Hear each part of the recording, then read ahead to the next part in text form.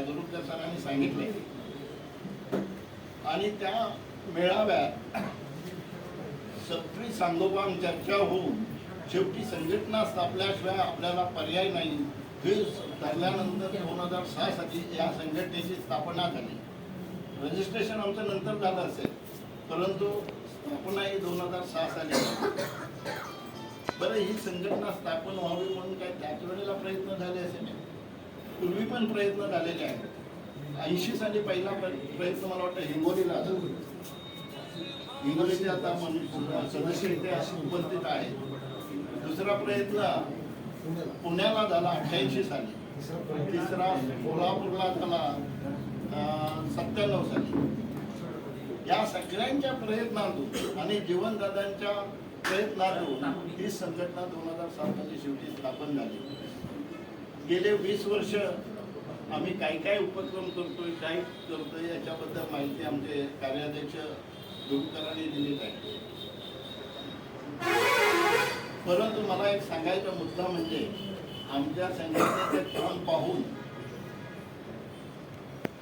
विद्यासागर महाराज यांनी मुद्दाम आम्हाला लक्षसागर महाराज यांना निरोप पाठवून बोलवून घेतला आणि त्यांच्याशी आम्ही चर्चा केली. नंतर त्यांनी 2 दिवसाचं चिंतन शिबिर संपूर्ण महाराष्ट्रातील जैन कसा समाजासाठी घेतलं. दुसरी एक महत्वाची गोष्ट म्हणजे अयोध्येमध्ये अखिल भारतीय जैन समाजाच्या सर्व जातीचं संमेलन भरलं. या संमेलनालाही कासारांचे प्रतिनिधी म्हणून आमच्या संस्थेला त्यांनी निमंत्रित केलं आणि आमच्या संस्थेचे 2 प्रतिनिधी आज इथे उपस्थित आहेत, दगडे सर आणि मोतीलाल वनपुत्रे. हे 2 प्रतिनिधी तिथे जाऊन आमच्या संस्थेची माहिती सगळी दिली होती.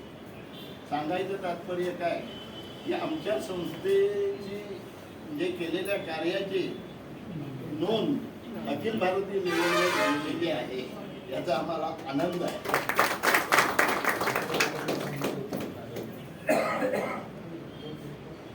तर या आमच्या संस्थेचं कार्यालय आजपर्यंत आमच्या कारखान्यातल्या एका खोलीत चालत होतं. परंतु जसा व्याप वाढत चालला तसं आमचे अध्यक्ष आज आजारी असल्यामुळे ते आलेले नाहीत. विजय अण्णा कासा यांनी आमच्या समोर एक प्रपोजल मांडलं की आपली एक स्वतःची संस्थेचं ऑफिस म्हणून स्वतःच्या जागेत असावं आणि ते आम्ही सर्वांनी उचलून धरला आणि आर्थिक योगदान सुद्धा त्यांनी त्याच्यासाठी मोठं दिलं. त्यांच्या आर्थिक योगदानातून तसेच आत्तापर्यंत जवळजवळ 34 लोक असे आहेत त्यांनी आम्हाला थोडंफार का होईना देणगी दिलेली आहे. थोडी काय चांगली 2,000 पासून 2 लाखापर्यंत देणगी दिलेली आहे. या सगळ्यांच्या देणगीदारांच्या याच्यातून हे आज ऑफिस इथे ओपन होत आहे आणि ते सुद्धा आपले लक्ष्मीसेन भट्टारक यांच्या उपस्थित होत आहे. बरोबर 12 वर्षापूर्वी फेब्रुवारी 2014 साली आपल्या जैन कासार समाचार या मासिकाचं उद्घाटन कोल्हापूरच्या मठात त्यावेळच्या भट्टारकांच्या उपस्थितीत झालं होतं. हा योगायोग नक्कीच आहे. तर असा आमचा समाजाचा जिथे अण्णांच्या योगातून आणि आमच्या देणगीदारांच्या योगातून आज जिथे ऑफिस उभं राहिलं त्याचं आपण उद्घाटन करायचंच आहे. सभागृहाचं उद्घाटन झालेलं आहे.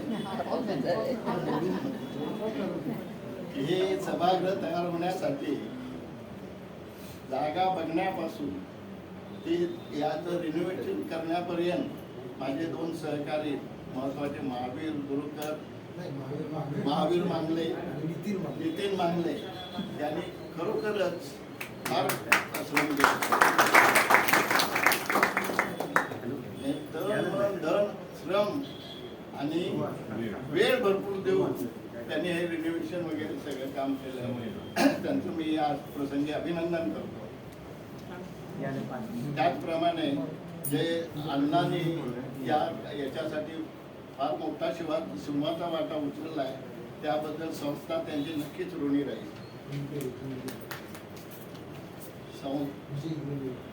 हो नाही त्यांच्याकडून आपण जागा खरेदी केली, एम्बेरेनकडून जागा खरेदी केलेली आहे आणि ती जागा शोधणं याच्यासाठी सुद्धा अण्णांनी खूप प्रयत्न केले.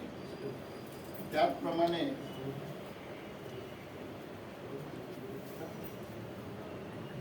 आमच्या संस्थेचं पहिली पतसंस्था उभी करण्याचं काम आमच्या सांगली जिल्ह्याचे अध्यक्ष माननीय सागर घोंगडे यांनी केलं. त्यांचंही मी इथे या प्रसंगी अभिनंदन करतो.